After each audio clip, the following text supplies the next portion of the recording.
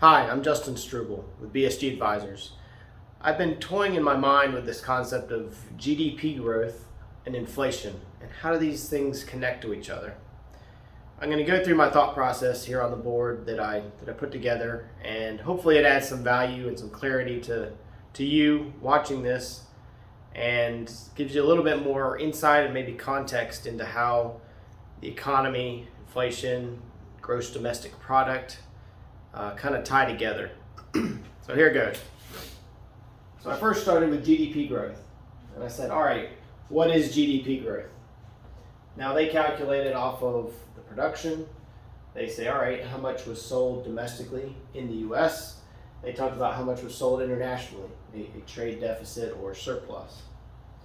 There are other ways to calculate GDP. You can say, okay, well, how much are people buying at the household level? How much are businesses buying? You can do it on a purchase and expense side, or you can do it on an income side, saying what's the revenue of businesses and individuals. But ultimately, you get to this GDP growth number, and in simple terms, it's how much are we spending as a country in the private sector and in the government sector, the federal government spending. And you add those together, and that is the gross domestic product of the U.S. Spending of the country, which also is directly related to income and revenue and production of the country. Then I said, all right, this is spending conversation because those two numbers balance out. So I said, all right, let's look at spending. If you're looking at a household or thinking about it as a household, spending is equal to income, because even if you're saving the money, that's an expense in this accounting format. And so simply saying, okay, how do you make more income? How can spending go up? Now you can have your income rise. That happens because you're more productive at work, you get a raise, a promotion. It may happen your investments go up and the dividends or interest from them pays out. You can get a government handout, whether that's a stimulus check or some sort of a government benefit. Outside of your income going up, you could actually borrow money. Whether this is borrowing money for a purchase, borrowing money on a credit card, a true personal loan from a bank or a credit institution. This is how your spending goes up.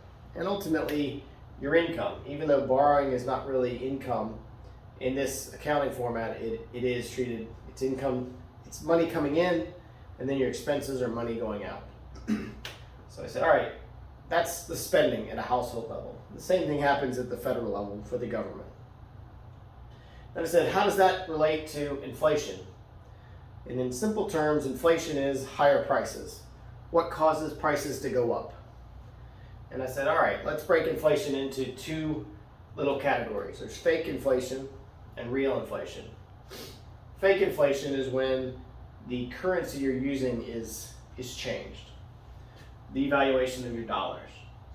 The government prints money, the government borrows money, or there's loss of freedoms. And let me define that a little bit. Additional taxes, added regulations. These are frictions to transactions. And so there's a cost, and that cost correlates to saying, yes, things cost more because there's an added cost or a tax or a regulation, a regulatory hurdle that has to get over. Or the third one here is a unique one, or a different kind of concept, is reduced trust.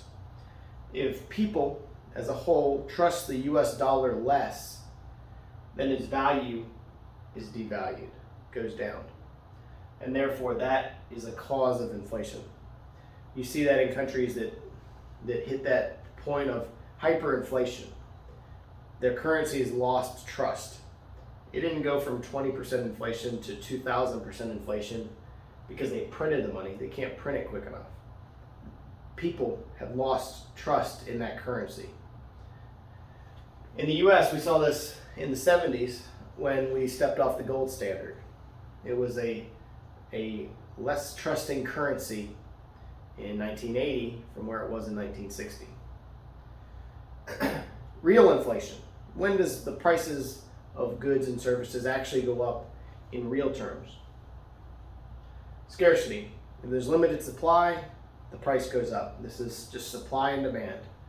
And demand. When do we have more demand? Well, we have a larger population. That's bigger demand. We have global consumers going up. We have this middle class expanding around the world. That's a demand for stuff that is sold either from the U.S. to the U.S. or as a competitive product to something in the U.S. That global demand causes the real cost of things to go up, whether it's the raw materials that go into them or the labor that goes into them or the factory that builds all those things. And GDP growth, and this is how we get back to it, is when the economy is spending more because GDP is going up, whether that's from the consumer side, the household, private sector, or from the government side, it causes inflation. Not whether that's good or bad is irrelevant to this conversation right now. The concept is this is a circular loop. When growth is strong in our production, it causes some inflation. When there's inflation, prices are rising, that ultimately ties right back and things cost more, and therefore we're spending more as a country. So I said, all right, that's a relatively loose definition, but it serves the purpose here. So how, ultimately the question we're trying to answer is how do we reduce or keep inflation low while continuing to produce more and more every year? Because nobody wants a contracting economy where your paycheck goes down next year from this year. You want it to be the same, you want it to be higher, you want it to keep up with inflation. And in the past 6 months, probably arguably the last 2 years, we've seen inflation much higher than production growth. And so our purchasing power is getting eroded because our production is not keeping up with the cost of stuff. So I came down here to ways to reduce inflation without reducing GDP. Number one, reduce government handouts. Now, how that ties in is right here. If we have less government handouts, we have less spending. If we have less spending, we have lower GDP. And the government handouts do not get used to drive up the cost of stuff. Now, that's easier said than done. That's handouts you gave to somebody last month. You're saying, no, you're not getting them. There's certainly some pain in that at the household, at the individual level, to say, hey, I'm not getting this money that I had gotten last month. But in general terms, if we're simply looking at this from an economist standpoint, reducing government handouts is a good thing for the overall economy. We want that. We would much rather that person get a job and carry their own weight than be a drain or a cost in the form of inflation on the economy. Paper recession. This is what I call you wouldn't know it's a recession except that they track the numbers and they said it's a recession. First quarter of 2022, this year, we had negative GDP growth on paper. Consumers actually spent more than they did the previous quarter. But on paper, because of the trade deficits, we had negative 1.4% GDP growth, contraction. So this went down, which is not good. But it did it because of the government side, not because of the consumer side. So that's a good thing. But we can have one of these fake recessions. It's a real recession, but it happens where your everyday American still has their job, still has their house, they still have a normalcy in their life, but the news media has blasted it, we entered a recession, which that alone could cause a real recession, but it's simply on paper. We also see this, the mentality here is you have a fear and that causes you to reduce your spending, and when you reduce your spending, you're also trying to be more productive. So if you think there's a recession, or could be a recession, you want to be productive at work, you want to kind of tighten your spending at home, say maybe we don't need that extra thing on Amazon, maybe we don't need to go on that trip, maybe we can spend less.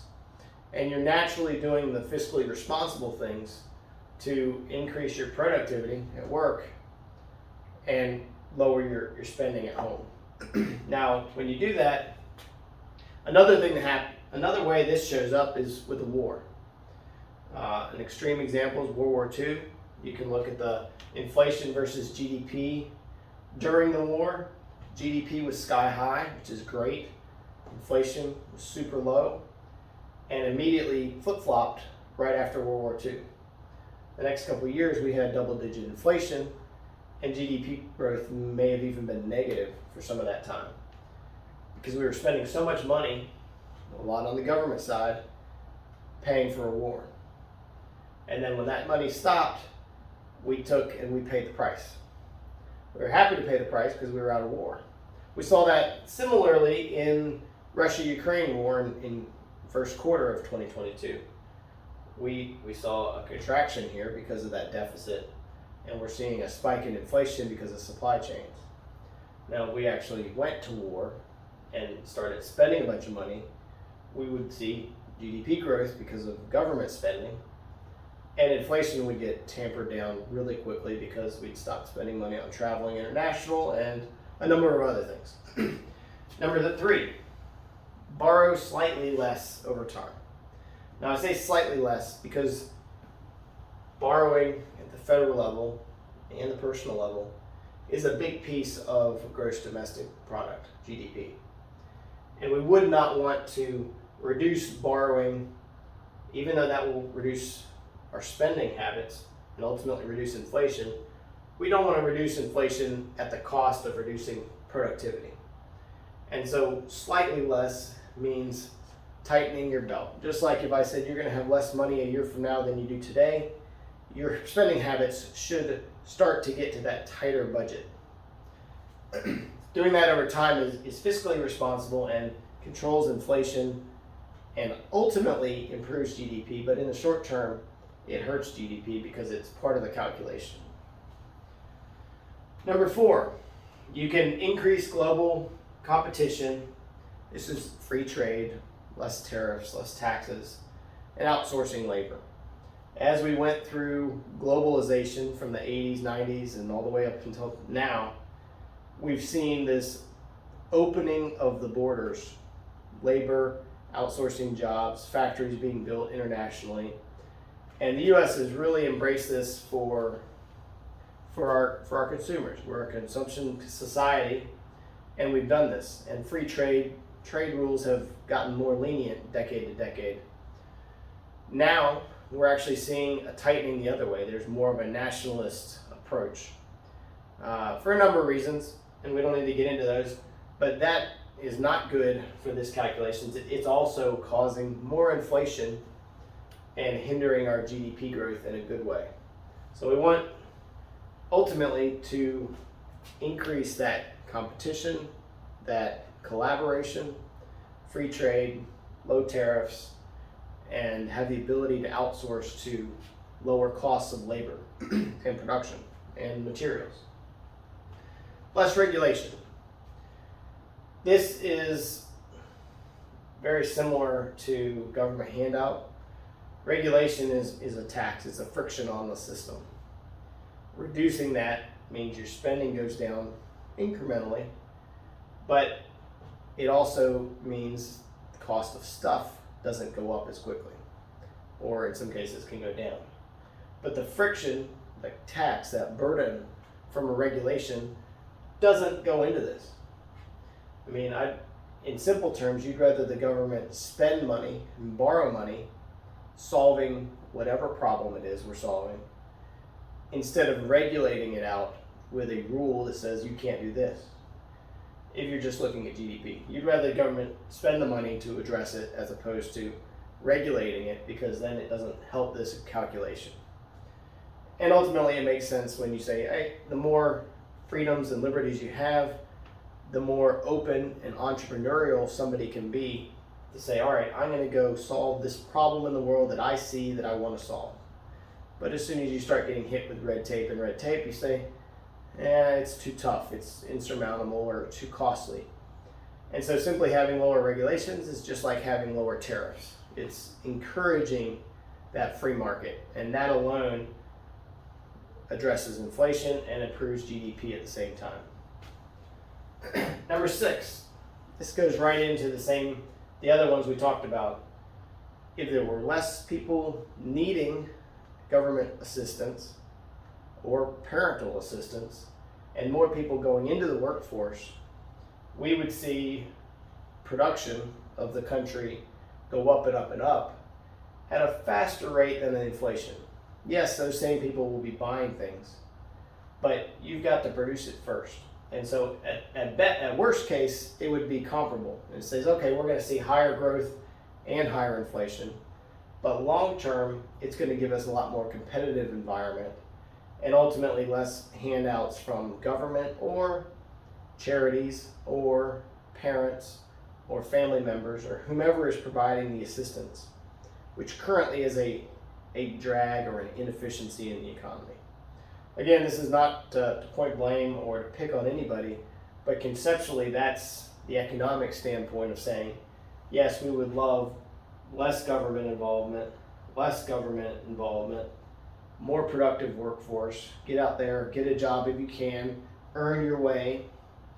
And then on the other side, borrowing less, we don't want a recession, but we absolutely want people to feel to address their finances in a deliberate manner and not, oh, I've earned it, I should spend it. There needs to, the recognition that there's risk out there is healthy, to know that there's risks that this might not be here next year. Competition, free markets. There's a lot of ways to go from this conversation, but I really wanted to, if you take a step back and say, all right, GDP versus inflation, we've often thought of these as two similar things. The third spoke in this wheel would be interest rates. Different conversation, but it ties very closely to both of these, especially the inflation. We could just look at the housing market and talk about inflation and interest rates and how that plays into GDP growth or the lack of growth. Anyway, I'm Justin Struble with BSG Advisors. I'm not a broker, I'm a fixer.